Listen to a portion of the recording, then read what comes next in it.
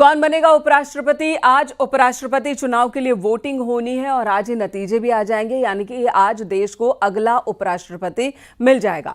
सुबह 10 बजे से वोटिंग की शुरुआत होगी, शाम 6 बजे तक मत डाले जाएंगे और 5 बजे तक वोटिंग होगी। 6 बजे वोटों की गिनती शुरू हो जाएगी। उपराष्ट्रपति चुनाव को लेकर तैयारियां पूरी हो चुकी है। एनडीए ने सीपी राधाकृष्णन को उम्मीदवार बनाया, जबकि विपक्ष ने जस्टिस बी सुदर्शन रेड्डी को मैदान में उतारा है। बीजेडी और बीआरएस ने इस चुनाव में वोट नहीं डालने का ऐलान किया। इन दोनों दलों के वोट न डालने से मुकाबला दिलचस्प हो गया है। आंकड़ों के लिहाज से अगर बात की जाए तो इस चुनाव में एनडीए का पलड़ा भारी है।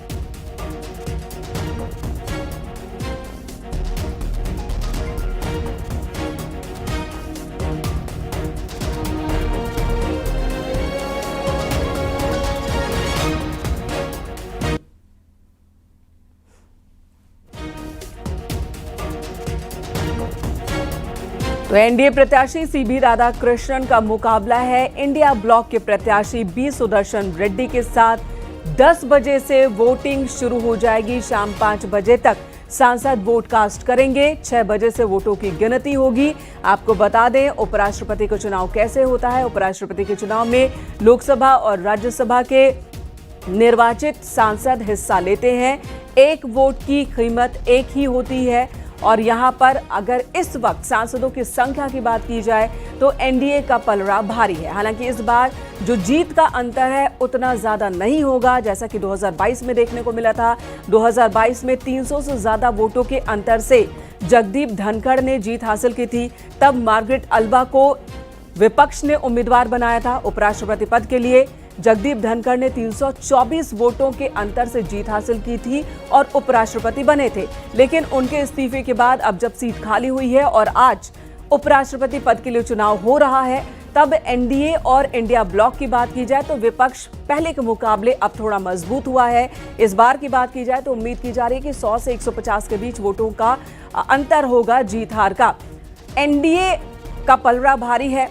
बैलेट पर प्रत्याशी का चुनाव होता है। गलत होने पर वोट अमान्य होता है, यानी कि जो पेपर होता है अगर उसमें कागजों में जरा से भी गलती हो, इंक लग गया या कुछ भी, तो वो अमान्य हो जाता है। हर सांसद को विशेष पेन दिया जाता है। उसी पेन से उन्हें अपना चुनाव लिखना होता है, 1, 2 या फिर वो अपनी बात लिखते हैं। राजनीतिक समीकरण सेट हो जाएंगे आज के इलेक्शन के बाद, ऐसा माना जाता है।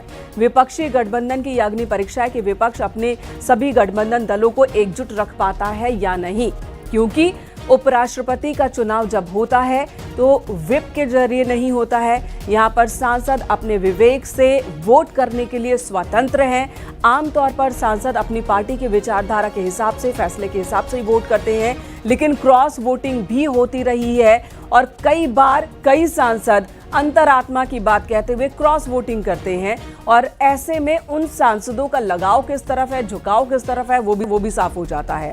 तो इंडिया ब्लॉक के सामने इस वक्त चुनौती है अपने गठबंधन को, सभी दलों को एकजुट रखने की। निर्दलियों पर नजर इंडिया ब्लॉक और एनडीए गठबंधन दोनों की ही है। निर्दलीय सांसद किन की तरफ जाते हैं वो देखना होगा, लेकिन पलड़ा फिलहाल एनडीए कैंडिडेट की तरफ ही है। ये मैं आपको दिखा रही हूँ, देखिए आंकड़ों के जरिए कौन उपराष्ट्रपति बनेगा। लोकसभा में 542 सांसद है। एनडीए के पास खुद 253 सांसद है, 93। और वहीं इंडिया ब्लॉक की बात की जाए तो इंडिया ब्लॉक के पास 234 लोकसभा में सांसद है, अन्य 15।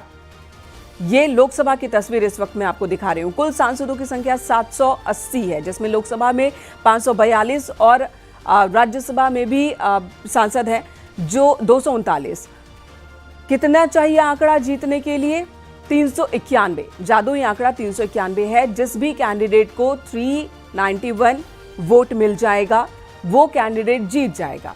लेकिन एनडीए की जद्दोजहद है अपने सांसदों के अलावा भी और वोट हासिल करने की, ताकि वो ये दिखा सके कि उन्होंने जिस कैंडिडेट को खड़ा किया उनके साथ न सिर्फ एनडीए के ही सांसद है, न सिर्फ सत्ताधारी दल है, बल्कि विपक्ष के सांसद भी हैं। और ये दावे बार बार बीजेपी की ओर से किए जा रहे हैं, एनडीए गठबंधन की ओर से किए जा रहे हैं। वहीं इंडिया ब्लॉक की अगर हम बात कर दें, इंडिया ब्लॉक का ये दावा है कि अंतरात्मा की आवाज को सुनते हुए एनडीए के भी बहुत सारे सांसद हमारे कैंडिडेट को वोट करने वाले हैं। राज्यसभा की बात कर लेते हैं तो राज्यसभा में 239 इस वक्त सांसदों की संख्या है जो वोट कास्ट करेंगे।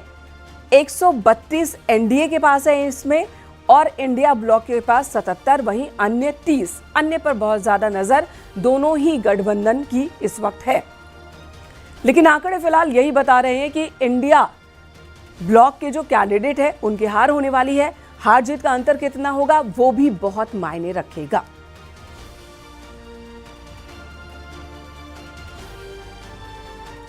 बीजेपी सांसद डॉक्टर भोला सिंह ने उपराष्ट्रपति चुनाव में सीपी राधाकृष्णन की जीत का दावा किया। डॉक्टर भोला सिंह से बात की न्यूज 18 ने और इस दौरान उन्होंने कहा कि चुनाव तो बस औपचारिकता है, नंबर एनडीए के पक्ष में है।